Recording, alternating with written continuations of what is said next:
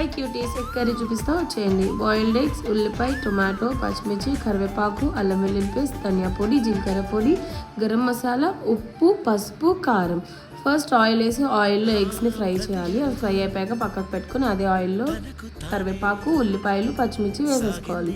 అవి కూడా లైట్గా వేగాక ఉప్పు, పసుపు, అల్లం వెల్లుల్లి పేస్ట్ వేసి ఒక్క నిమిషం వేయించేసుకోవాలండి. తర్వాత టొమాటోస్ కూడా యాడ్ చేసుకోవాలి.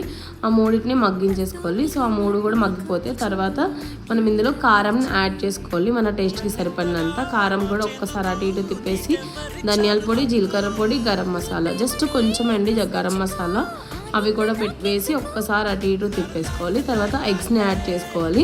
ఎగ్స్ని యాడ్ చేసుకుని తగినన్ని నీళ్ళు కొంచెం జ్యూసీగా ఉండడం కోసం వాటర్ కూడా యాడ్ చేసుకుని 5 మినిట్స్ ఉంచి స్లో ఫ్లేమ్లో కట్టేసుకోవాలి. అంతే, tasty yummy eggs curry ready. Do follow for more videos. Bye bye.